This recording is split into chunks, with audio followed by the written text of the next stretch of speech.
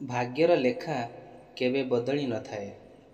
ବନ୍ଧୁଗଣ, ଆପଣ ନିଶ୍ଚୟ ଶୁଣିଥିବେ, ଲୋକମାନେ ଅନେକ ଥର କହିଥାନ୍ତି ଯେ ଏହା ମୋ ଭାଗ୍ୟରେ ନାହିଁ, କିମ୍ବା ଯଦି ଏହା ମୋ ଭାଗ୍ୟରେ ଥାଆନ୍ତା ମୁଁ ନିଶ୍ଚିତ ଭାବରେ ପାଇଥାନ୍ତି। କିମ୍ବା ଆପଣ ନିଶ୍ଚିତ ଭାବରେ ଏହି କଥା ଶୁଣିଥିବେ ଯେ ଭାଗ୍ୟଠାରୁ କେହି ଅଧିକ ପାଇବେ ନାହିଁ। ଆଜି ମୁଁ ଭାଗ୍ୟ ବିଷୟରେ କହୁଛି, କାରଣ ଆଜିର କାହାଣୀ ଭାଗ୍ୟର ଲିଖନ ଏକ କୌତୂହଳପୂର୍ଣ୍ଣ କାହାଣୀ। ଏହି ବିଷୟ ଉପରେ ଆଧାରିତ ଏହି ମଜାଦାର କାହାଣୀକୁ ସମ୍ପୂର୍ଣ୍ଣ ଦେଖିବା ବା ଶୁଣିବା ଜରୁରୀ। ଆପଣ କାହାଣୀରେ ହଜିଯିବା ଆଗରୁ ଭିଡ଼ିଓକୁ ଗୋଟିଏ ଲାଇକ୍ କରି କମେଣ୍ଟରେ ଓଁ ନମଃ ଶିବାୟ ଲେଖନ୍ତୁ। ହେ ଶିବ ଶମ୍ଭୁ, ଯେଉଁମାନେ ଏ କାହାଣୀ ଶୁଣି ଭିଡ଼ିଓକୁ ଲାଇକ୍ କରି କମେଣ୍ଟରେ ଓଁ ନମଃ ଶିବାୟ ଲେଖୁଛନ୍ତି, ତାଙ୍କର ସକଳ ରିଷ୍ଟ ଖଣ୍ଡନ ହେଉ ଆଉ ତାଙ୍କର ଭାଗ୍ୟ ଉଜ୍ଜଳ ହେଉ। ପ୍ରଭୁ, ଏହି କାହାଣୀଟି ପଞ୍ଚଦଶ ଶତାବ୍ଦୀର। ଜଣେ ଅତି ଜ୍ଞାନୀ ପଣ୍ଡିତ ଏକ ଗାଁରେ ରହୁଥିଲେ। ପଣ୍ଡିତ ଆଖପାଖ ପଡ଼ୋଶୀ ଗ୍ରାମର ବହୁତ ପ୍ରସିଦ୍ଧ ଥିଲେ ଏବଂ ଏହି କାରଣରୁ ସେ ମଧ୍ୟ ଧନୀ ଥିଲେ। ପଣ୍ଡିତଙ୍କ ପରିବାର ବହୁତ ବଡ଼ ନଥିଲେ।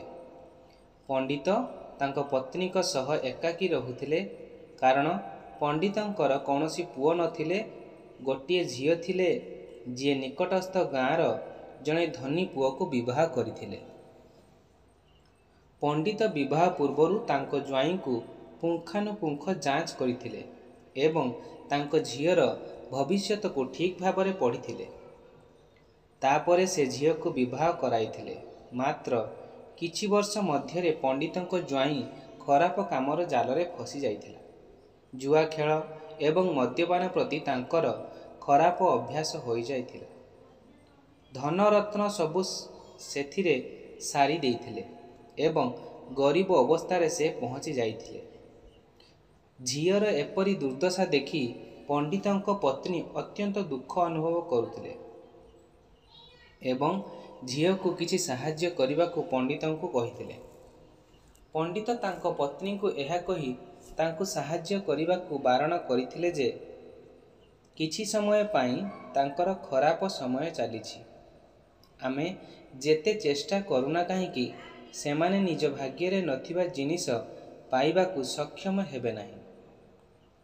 ପଣ୍ଡିତଙ୍କ ଏପରି କଥା ହେତୁ ତାଙ୍କ ପତ୍ନୀ ଅତ୍ୟଧିକ ଦୁଃଖିତ ହେଉଥିଲେ ଏବଂ ତାଙ୍କ ମନରେ ଭାବୁଥିଲେ ଯେ ଏ ଜଣେ ସ୍ୱାର୍ଥପର ପିତା ଅଟନ୍ତି। ତାଙ୍କ ଝିଅକୁ ଏତେ କଷ୍ଟରେ ଦେଖିବା ପରେ ମଧ୍ୟ ସାହାଯ୍ୟ କରିବାକୁ ମନା କରୁଛନ୍ତି। ଭଗବାନ ଆମକୁ ଏତେ ଧନ ଦେଇଛନ୍ତି, ଆମେ କ'ଣ କରିବୁ? ଆମର ତ ଅନ୍ୟ କୌଣସି ସନ୍ତାନ ନାହାନ୍ତି। ଆମକୁ ଭଗବାନ କେବଳ ଗୋଟିଏ ଝିଅ ଦେଇଛନ୍ତି ଏବଂ ଯଦି ଆମେ ତା ପାଇଁ କିଛି କରୁନାହୁଁ, ତେବେ ଆମେ କାହା ପାଇଁ କରିବୁ? ପଣ୍ଡିତ ସେପରି ଭାବିନଥିଲେ।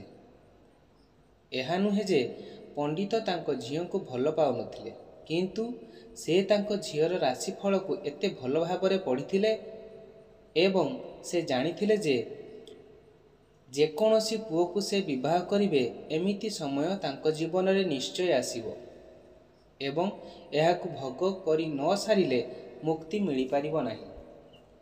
ଦିନେ ଗରିବ ଅବସ୍ଥାରେ ପହଞ୍ଚି ଯାଇଥିଲେ ପଣ୍ଡିତଙ୍କ ଝିଅ ଏବଂ ଜ୍ୱାଇଁ ତାଙ୍କ ଘରକୁ ଆସିଥିଲେ। ପଣ୍ଡିତ ଏବଂ ତାଙ୍କ ପତ୍ନୀ ଉଭୟଙ୍କୁ ବହୁତ ଆଦର ସତ୍କାର କଲେ ଏବଂ ସେମାନଙ୍କୁ ବହୁତ ଭଲ ଖାଦ୍ୟ ଖାଇବାକୁ ଦେଇଥିଲେ। ପଣ୍ଡିତଙ୍କୁ ସାହାଯ୍ୟ ମାଗିବାକୁ ଝିଅ ଏବଂ ଜ୍ୱାଇଁଙ୍କର ସାହସ ନଥିଲା। ତେଣୁ ସେମାନେ କିଛି ନ କହି ନିଜ ଘରକୁ ଫେରିବା ଆରମ୍ଭ କଲେ। କିନ୍ତୁ ମା ତ ମା ଅଟନ୍ତି। ପଣ୍ଡିତଙ୍କ ପତ୍ନୀ ରହିପାରିଲେ ନାହିଁ ଏବଂ ପଣ୍ଡିତଙ୍କ ଅନୁମତି ବିନା ସେ ଗୁପ୍ତରେ ବୁନ୍ଦି ଲଡ଼ୁ ତିଆରି କରି ସେଥିରେ ସୁନା ମୁଦ୍ରା ରଖିଦେଲେ ଏବଂ ଝିଅ ଜ୍ୱାଇଁଙ୍କୁ ଦେଇଥିଲେ, ଯାହାଦ୍ୱାରା ଝିଅ ଜ୍ୱାଇଁଙ୍କ କିଛି ଆର୍ଥିକ ସହାୟତା ହୋଇପାରିବ। ପଣ୍ଡିତାଣୀ ଏହା ମଧ୍ୟ ଜାଣିବାକୁ ପାଇଲେ ଯେ ଲଜ୍ଜା ହେତୁ ଝିଅ ଜ୍ୱାଇଁ ସେମାନଙ୍କ ଠାରୁ ସାହାଯ୍ୟ ମାଗୁନାହାନ୍ତି। ତେଣୁ ସେ ଲଡ଼ୁରେ ଲୁଚି ରହିଥିବା ମୁଦ୍ରା ବିଷୟରେ ଝିଅ ଜ୍ୱାଇଁଙ୍କୁ କିଛି କହିନଥିଲେ। ଏହା ସ୍ପଷ୍ଟ ଯେ ଯେତେବେଳେ ସେମାନେ ଘରକୁ ଯାଇ ଲଡୁ ଖାଇବେ ସେତେବେଳେ ସେମାନେ ଏଥିରୁ ସୁନା ମୁଦ୍ରା ପାଇବେ। ଏହି ଉପାୟରେ ସାହାଯ୍ୟ ନ ମାଗି ମଧ୍ୟ ସେମାନଙ୍କ ନିକଟରେ ସାହାଯ୍ୟ ପହଞ୍ଚିଯିବ। ଏହା ମନେ ମନେ ଭାବି ପଣ୍ଡିତାଣୀ ଖୁସି ହେବାକୁ ଲାଗିଲେ। ପଣ୍ଡିତଙ୍କ ଜ୍ୱାଇଁ ଓ ଝିଅ ଆଶୀର୍ବାଦ ନେବା ପରେ ନିଜ ଘରକୁ ଚାଲିଗଲେ। ସେହି ସମୟରେ କୌଣସି ମଟର ଗାଡ଼ି ତ ଚଳୁନଥିଲା। ଘୋଡ଼ା ଗାଡ଼ି କିମ୍ବା ବଳଦ ଗାଡ଼ି ବ୍ୟବହାର ହେଉଥିଲା। ଟଙ୍କା ପଇସା ନଥିଲେ ଅନ୍ୟ ଜିନିଷ ଗୁଡ଼ିକର ଦେବା ନେବାରେ ଚଳି ଯାଉଥିଲା। ଝିଅ ଏବଂ ଜ୍ୱାଇଁଙ୍କ ଗାଁ ପଣ୍ଡିତଙ୍କ ଘରଠାରୁ 1 କୋଶ ଦୂରରେ ଥିଲା। ତଥାପି ଟଙ୍କା ଅଭାବରୁ ସେମାନେ ନିଜ ଗାଁକୁ ପାଦରେ ଚାଲି ଚାଲି ଗଲେ। ଅଳ୍ପ ଦୂର ଗଲା ପରେ ପଣ୍ଡିତଙ୍କ ଝିଅଙ୍କ ପାଦ ତଳ ଫୁଲିଗଲା ଏବଂ ବର୍ତ୍ତମାନ ଚାଲିବା ତାଙ୍କ ପାଇଁ କଷ୍ଟକର ହୋଇପଡ଼ିଥିଲା। ଯେତେବେଳେ ପଣ୍ଡିତଙ୍କ ଜ୍ୱାଇଁ ଦେଖିଲେ ଯେ ତାଙ୍କ ପତ୍ନୀ ଆଦୌ ଚାଲିପାରିବେ ନାହିଁ, ସେତେବେଳେ ସେ ତାଙ୍କ ଘରେ ପହଞ୍ଚିବା ପାଇଁ ଏକ ଘୋଡ଼ା ଗାଡ଼ି ଭଡ଼ା କରିଥିଲେ। ଉଭୟ ସ୍ୱାମୀ ଏବଂ ସ୍ତ୍ରୀ ଏହି ଘୋଡ଼ା ଗାଡ଼ିରେ ବସି ଘରେ ପହଞ୍ଚିଥିଲେ।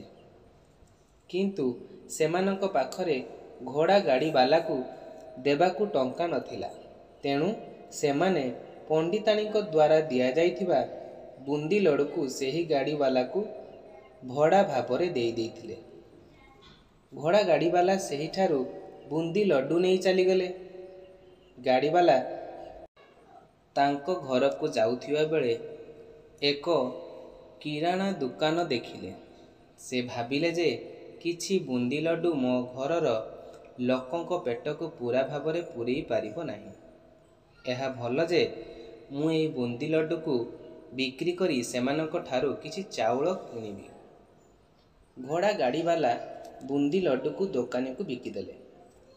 ଯେଉଁ ଗାଁରେ ସେ ଦୋକାନୀ ରହୁଥିଲେ ସେହି ଗାଁର ଜଣେ ବ୍ୟକ୍ତି ତାଙ୍କ ଘରେ ପୂଜା ଆୟୋଜନ କରିଥିଲେ ଏବଂ ପୂଜା ପାଇଁ ସେ ପଣ୍ଡିତଙ୍କୁ ଡାକିଥିଲେ। ପୂଜାରେ ବ୍ୟବହୃତ ପ୍ରସାଦ ପାଇଁ ସେହି ବ୍ୟକ୍ତି ସେହି ଦୋକାନୀଠାରୁ ବୁନ୍ଦି ଲଡୁ ନେଇଥିଲେ, ଯେଉଁଠାରେ ସେହି ଘୋଡ଼ା ଗାଡ଼ିବାଲା ବିକ୍ରି କରିଥିଲେ।